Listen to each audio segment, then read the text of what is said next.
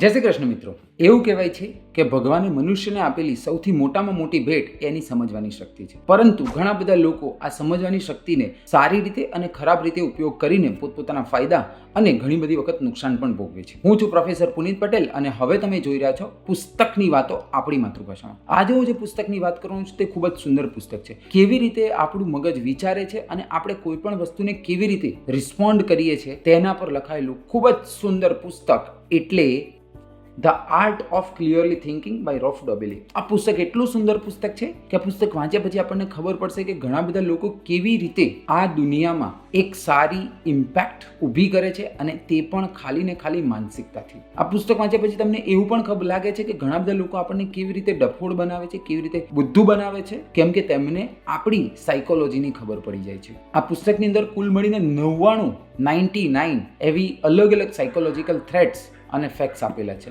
હું દરેક psychological fact અને થ્રેટની વાત, પુસ્તકની વાતો આપણી માતૃભાષામાં ન કરી શકું, પરંતુ મારા મનગમતા 6 એવા સાયકોલોજીકલ ફેક્ટની વાત કરીશ કે જે ખરેખર આઈ ઓપનર છે. જો હું પહેલા સાયકોલોજીકલ ફેક્ટની વાત કરું તો એને ગમાવે છે હાલો ઇફેક્ટ. કોઈ એક સારા ક્રિકેટર છે, વિશ્વ વિખ્યાત ક્રિકેટર છે, જો એ પોલિટિશિયન બની જાય તો પણ એ સારામાં સારું પોલિટિક્સમાં કામ ન કરી શકે, પરંતુ આપણે એ સારા ક્રિકેટર હતા એટલા માટે કદાચ આપણે એવું ઈચ્છીએ કે એ સારા પોલિટિશિયન પણ બને. એ જ રીતે આપણે ઘણી બધી એડવર્ટાઇઝમેન્ટમાં સારા સેલિબ્રિટીને જોઈએ છે અને આપણે એ પ્રોડક્ટની ઉપયોગિતાના કારણે નહીં, પરંતુ તે સેલિબ્રિટી આ પ્રોડક્ટની વાત કરી છે તેટલા માટે આપણે ખરીદી કરીએ છીએ. લેખક આને હાલો ઇફેક્ટ કહે છે. જે બીજો એક થ્રેડ છે ધેટ ઇઝ કોલ્ડ એઝ, એને કહેવામાં આવે છે લોસ ઓફ એવર્ઝન ડીકે. આપણે એક રિટેલરની પાસે જઈએ છીએ અને 1 કિલો ખાંડ માંગીએ છીએ. પહેલા રિટેલર એના વજન માપવાના ત્રાજવામાં 1 કિલોને 100 ગ્રામ ખાંડ મૂકે છે અને 100 ગ્રામ ખાંડ લઈ લે છે. બીજા દિવસે આપણે બીજા રિટેલર પાસે જઈએ છીએ, તે ત્રાજવામાં 900 ગ્રામ ખાંડ મૂકે છે અને પછી 100 ગ્રામ ખાંડ એડ કરે છે. તો સાયકોલોજીકલી આપણને બીજા રિટેલર પ્રત્યે સહાનુભૂતિ વધારે હોય અને આપણે તેને વારંવાર તેની શોપ પર જઈશું અને ખરીદી કરીશું. લેખક આને લોસ ઓફ એવર્ઝન ડીકે કહે છે. લેખક એવું કહે છે કે આપણને જે વસ્તુ ધીરે ધીરે મળે છે અને પ્રોગ્રેસિવલી મળતી રહે છે, આપણને તેમાં સૌથી વધારે ઇન્ટરેસ્ટ હોય છે, નહીં કે આપણને કઈ વસ્તુ મળી અને આપણે તેને પાછી લઈ લીધી. જે ત્રીજું છે તે છે ઇન્સેન્ટિવ સુપર એક્ટિવ સિન્ડ્રોમ.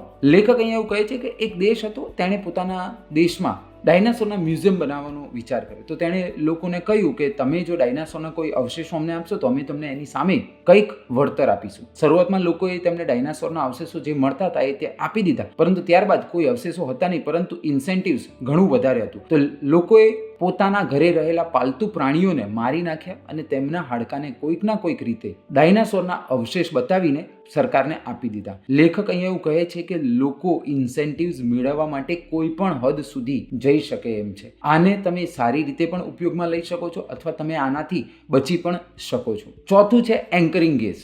લેખક અહીંયા એવું કહે છે કે કોઈ પણ ફિમેલ ને મેલ સાથે કન્વર્ઝેશન કરવા માટે ફેસ ટુ ફેસ કમ્યુનિકેશન વધારે યુઝફુલ લાગે છે, જ્યારે કોઈ પણ મેલને બીજા મેલ સાથે કમ્યુનિકેશન કરવા માટે સાઇડ ટુ સાઇડ કમ્યુનિકેશન વધારે યુઝફુલ લાગે છે. આપણે આનો ખૂબ જ સુંદર રીતે ઉપયોગ કરવો જોઈએ. જે પાંચમું છે તે છે આઉટકમ બાયસ. આઉટકમ બાયસ એટલે કે આપણે હંમેશા આઉટકમને ધ્યાનમાં રાખીએ છીએ. જેમ કે અહીંયા લેખક શેર બજારની વાત કરે છે કે શેર બજારમાં જ્યારે તમે લોકો સાથે વાત કરો ત્યારે લોકો ખાલી ને ખાલી તેમને થયેલા નફાની વાત કરે છે, નુકસાનની વાત કરતા નથી અને તેના કારણે જ લોકો શેર બજારની માયાજાળમાં ફસાતા જાય છે. જે છેલ્લું છે તે છે ચોફર્સ નોલેજ. ચોફર્સ નોલેજ એટલે કે કોઈ પણ સારા સ્પીકરના કોઈ એક સ્પીચને જો તમે પૂરેપૂરી રીતે સાંભળો, પૂરી રીતે સમજો, તો તમે પણ એ સ્પીચ એ જ રીતે આપી શકો છો, પરંતુ તેમાં સમય જતાં ઘણા બધા નાના મોટા ફેરફાર આવી શકે છે અને એ ફેરફારને તમારે હંમેશા પ્રેઝન્સ ઓફ માઇન્ડથી જ ડીલ કરવા જોઈએ. આવી ખૂબ જ સુંદર વાત અને આનાથી પણ ઘણી સુંદર વાત લેખકે તેમના પુસ્તક ધ આર્ટ ઓફ ક્લિયરલી થિંકિંગમાં લખેલી છે. એટલે હું મારું અંગત મંતવ્ય આપું, તમે આ પુસ્તક વસાવો અને વાંચો, કેમ કે આ પુસ્તક વાંચ્યા પછી તમને ખબર પડશે કે કેવી રીતે આપણું મગજ કામ કરે છે અને આપણે એને કેવી રીતે સારી રીતે અને કેવી રીતે લોકો આને ખરાબ રીતે આપણે ઉપયોગમાં લે છે. હું આશા રાખું છું કે તમને મારા પુસ્તકની વાતો માતૃભાષાના વિડીયો માહિતીસભર અને રસપ્રદ લાગ્યા હશે. હું એવું ઈચ્છું કે તમે આ પુસ્તકની વાતો આપણી માતૃભાષાના વિડીયોને દેશ અને દુનિયાના ખૂણે વસતા ગૌરવવંતા ગુજરાતી સાથે શેર કરો. હું તમને એવું પણ જણાવું છું કે જો તમે કોઈ પુસ્તકની વાત આપણી માતૃભાષામાં જાણવા ઈચ્છો છો તો તમે મને કમેન્ટ સેક્શનમાં એ પુસ્તકનું નામ જણાવો. હું એ પુસ્તકની વાત આપણી માતૃભાષામાં ચોક્કસ કરીશ. અને હું અંતમાં કહું છું તેમ સમય અને પૈસાનું પુસ્તકમાં કરેલું રોકાણ તે હંમેશા સર્વશ્રેષ્ઠ વળતર આપે છે. હવે દર સોમવારે મારા સોશિયલ મીડિયા હેન્ડલ્સ ઉપર વધુ એક પુસ્તકની વાત આપણી માતૃભાષામાં. જય ગરવી ગુજરાત, જય હિન્દ.